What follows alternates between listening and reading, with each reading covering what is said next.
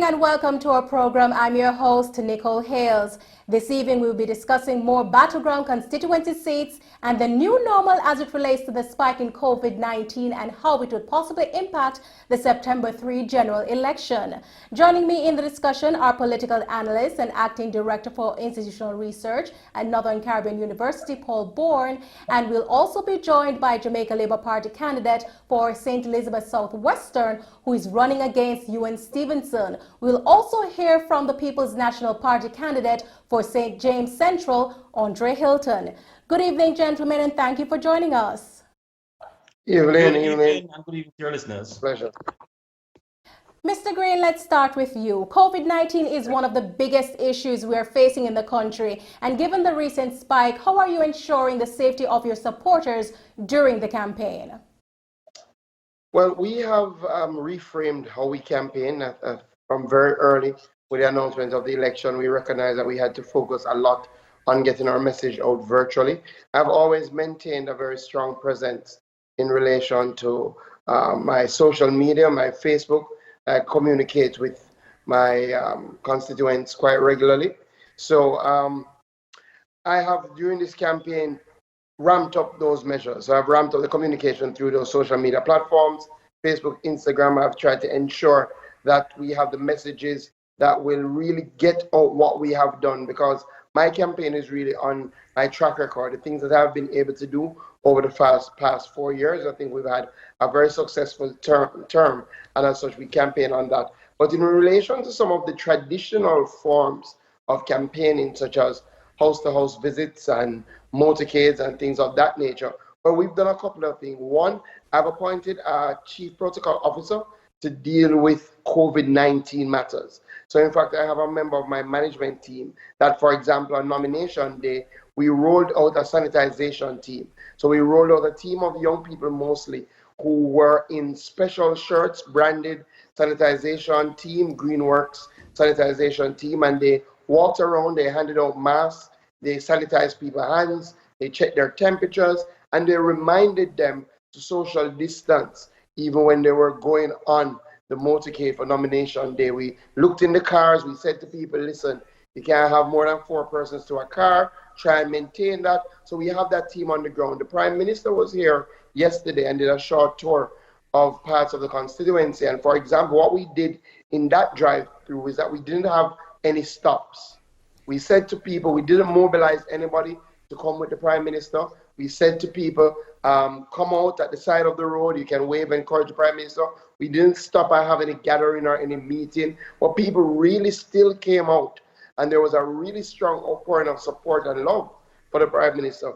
And we think that's because, one, the people of Southwest St. Elizabeth are really appreciative of the term of the Labour Party, both as their local representative, but also they're appreciative of the government and how well the government has managed Jamaica during these 4 years, and especially now in this critical time. So we have realigned our campaign. We're doing new things. One final thing I'll say, for example, what would normally be a house-to-house community walk, I now go into a community with a music truck and I speak to people, tell them that I'm sorry, we can't come to their house, we can't come into their house, but the MPs in the area, and I speak to them about the plans and the ideas that I have for their communities, for their livelihoods, just as I would do face-to-face. So we've been improvising, and so far, so good.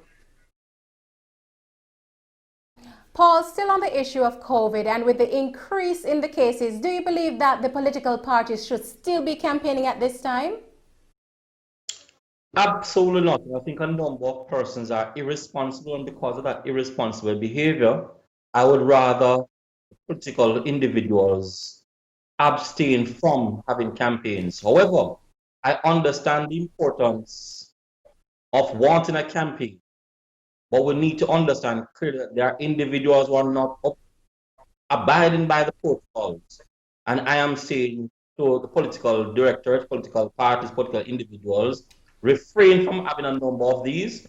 And as Mr. Green rightfully mentioned, and I understand, a number of it has going to be some new measures, the online platforms, using, as Mr. Green used in terms of trucks, etc. But I'm saying refrain from having a number of these face-to-face campaigns. Still on the issue of campaigning, Paul, do you think that is a major factor in deciding who persons will vote for, especially for the undecided voters? Absolutely not. A number of Jamaicans have already made up their minds in terms of who they are going to vote for.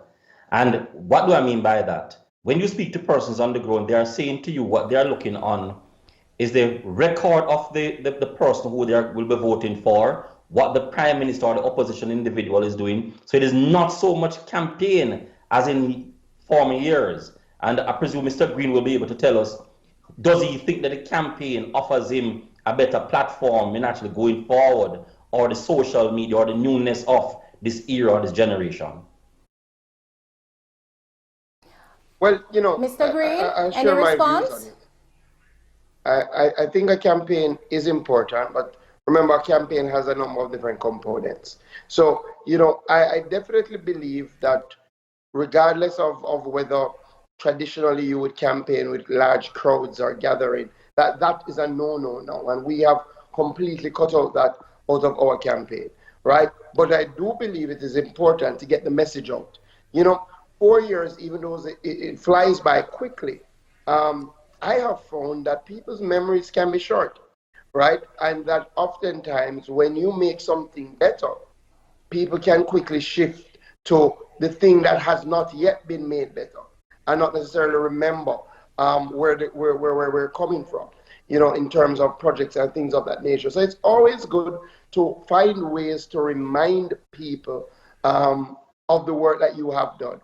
And I think especially our young people expect a sort of respect in relation to not taking for granted that they will vote for you, not taking for granted that they will support your political party, and they appreciate seeing a candidate who is trying to reach to them and to sell their message to them, to say to them, why should they support? And I find, and this goes across for both political parties, I find the younger persons are less wedded to a political party. So they really need to be convinced to vote. And as such, your campaign has to find ways to convince them to go out and vote, or they will, quite frankly, stay home. So those ways don't have to be the traditional campaign. You know, I've always been a big believer in reaching people where they are, and I find a lot of my voters now, especially the younger ones, are on the social media platforms. So I will go into an area now, and somebody will pull up my Instagram page and say, boy, Mr. Green, this look good, you know? So we have to reach them where they are, but you still have to run a robust campaign. And I would say I am plowing more now into social media, into designing content that gives a campaign feel, that engages, and that really encourages people not to stay home. I think one thing we have to guard against in this election is that because of the COVID-19 challenges and because of what has been happening over the years with voter turnout, we have to really work hard to encourage people to go out and make their voices be heard on who they want to run the country. Paul, final question on the issue of campaign before we move on. Over the years, political campaigning has always created a momentum leading up to the general election. How should political parties handle the new normal and still remain relevant to their supporters? Well, the issue is simple. With every era and with every situation, you have to adopt and re-adopt and re-socialize yourselves in moving forward. The new reality now is we are at a crisis, and therefore it must be managed. Now, in order to understand that it must be managed, you need to look at your end. So if your end is to actually reach your people, and you must manage, that needs to be placed critically as a part of the campaign. So the new normal now is going to be Facebook, Instagram, WhatsApp, etc., versus the old traditional way of seeing persons at their doorstep and going into their homes. Now, what does this mean? It means that political parties now need to look forward as to where we go from here onwards, or is this going to be the standard that we're going to use now to do campaigning in Jamaica and other places? Mr. Green, turning to your candidacy, you're running against Mr. Ewan Stevenson for St. Elizabeth Southwestern. What sets you apart from Mr. Stevenson, and why should constituents vote for you and the Jamaica Labour Party? You know, I've always made it a point of duty not to, in any campaign, to focus on the opponent or the other person who is putting themselves forward for the seat. I tend to try to ensure that I coach all of my campaigns around the work that I have done and the plans that I have for the area. Now, clearly, this campaign is different than when I just ran in 2016, because in 2016 I was a little bit of an unknown quantity. But I did ensure that when I went into the seat, I started from work. I established a foundation. I started to work with our schools so people could actually go out and say they've seen some work, this is what I voted for. For this, I think what definitely gives me a very firm advantage in this race is the work that I have done, the work that the team has been able to pull together. You know, in 4 years, Southwest St. Elizabeth has seen a lot of work around infrastructure such as roads, around water, around health, around education. And, you know, these are things that are tangible that you can touch and feel, and you can actually see a change in the quality of life of a number of our people. With that said, 4 years is still not enough time to completely transform communities or to completely transform a constituency. So I think part of my campaign is to say, you have seen the work that I have done thus far, but there is a lot more to be done. The reality, for example, in roads in Southwest St. Elizabeth, we've gone through a long time that our road network was really not maintained. So I have almost in every community roads that are in need of repair. So while we have done a lot and we have done work in every single division, and we can point to that, whether you go down to Treasure Beach or you go into Bethany or you go into Barbary Hall or Mountainside, you go into Slipe, you go into Spring Park, you go into Newtown, you go Prospect, Middle Quarters, Fustic Grove, all of those areas you can see some work that was done on the roads. But we still have places left. We still have Lewistown, we still have Great Bay, we still have Round Hill, you know, all of those places that are left to get work. So part of my campaign is that, listen, one, green works, you've seen the work, but there is more work to be done. So I'm asking the people to allow me, give me the honor and the opportunity to continue on the journey, to continue working in their best interest. Paul, how much of a difference will this year's election day be? Have the JLP and the PNP done enough to influence the people of Jamaica to go out and vote, even through this COVID-19 pandemic? I think a number of persons are really scared. So although they are motivated, I think that psychological factor of fear will be critical. And this is where the party leaders, the party organizers must now let persons understand and motivate individuals to go out and vote despite all of that fear. Because we need to be serious. The COVID pandemic is really an issue, and persons are really afraid of this issue, knowing fully well that there is no vaccine at the moment to deal with this matter. So all campaigns need to actually not only motivate the individuals, but let them see the purpose behind them going out to vote. And that is going to be the difference in this election and the winner. Earlier today, we spoke with the People's National Party candidate for Central St. James, Andre HYLTON, who is running against Heroy Clark of the Jamaica Labour Party, who outlined his plans for the constituency. I believe Central St. James, well, it is the center of the city of Montego Bay.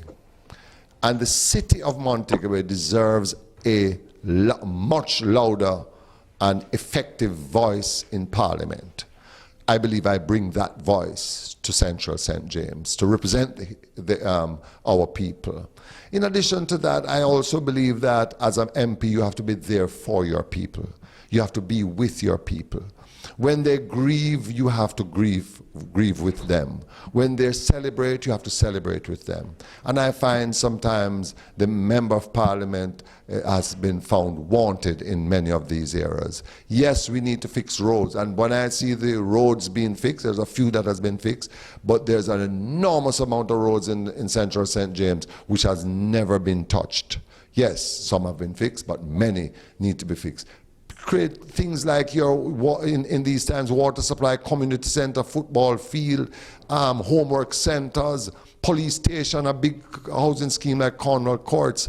which has indicated before that they want a police station, over 4,000 homes there, no police stations. We're going to make sure in our manifesto that a police station be established. The areas that have no water, we're going to fix that once and for all, that the people have water in their pipes. It is a shame, especially in the pandemic. We have so many communities in Central St. James where people have to be begging water, carrying water, and sometimes can't even bathe, and we're talking about protecting our people. It is wrong, and this government has failed miserably. We will fix that in Central St. James.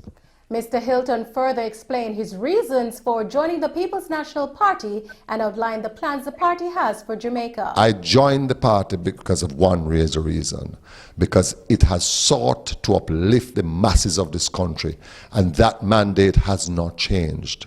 Last night on my walk in Mount Salem, I talked to a family who had their first child going to university and can't find the fees. And I told them they are in luck.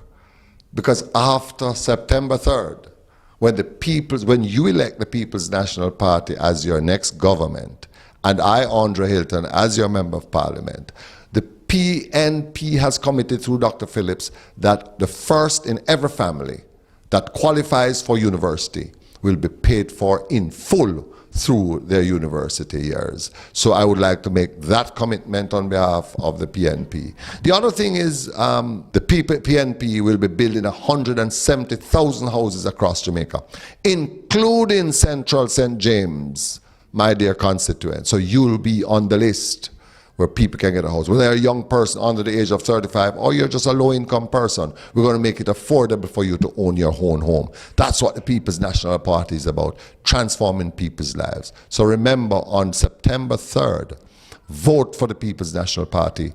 Vote for Andre Hilton as your next Member of Parliament in Central St. James. Put your ex beside the head. I will serve you to the best of my ability. And it seems that we have lost Member of Parliament for St. Elizabeth South Western, Mr. Floyd Green, who spoke with us earlier. Paul, continuing with you, do you think now is the right time to change government, and how much of a challenge will it be if we change government during this COVID-19 pandemic? The right time to change the government. However, what is certain is that the COVID pandemic has actually placed us in a different position as where we move from here. And a number of persons are saying that what the Prime Minister has done so far, he's deserving of actually continuing. However, that does not mean that Dr. Peter Phillips, if were to become the next Prime Minister, would not have to do like Mr. Olis is doing. However, what we do know is that there's a clear momentum for persons to say, okay, then allow the Prime Minister to continue because he has done a remarkable job in terms of managing the COVID pandemic. Now, what we can look at is, why would the Prime Minister want to call an election no versus when it is actually constitutionally due? And the argument is really clear.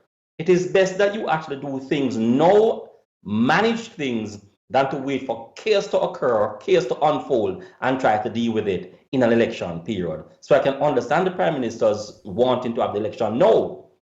However, we need to be careful of ensuring that during this campaign period, we do not increase the COVID rate that we are unable to manage hereafter. And on that note, we want to thank you so much. Thanks so much to our political analyst, Paul Bourne, and who is also the acting director of institutional research at the Northern Caribbean University. We also had with us Jamaica Labour Party candidate for St. Elizabeth South Western, Floyd Green, and People's National Party candidate for St. James Central, Andre Hilton. Stay tuned to Mellow TV for your election coverage. Join us tomorrow evening for live coverage of the national debate from 9 p.m. to 10:30 p.m., where representatives from both political parties will be debating on social issues. We'll have a panel discussion immediately following the debate to analyze the issues addressed. I'm your host, Nicole Hales. Thanks for watching.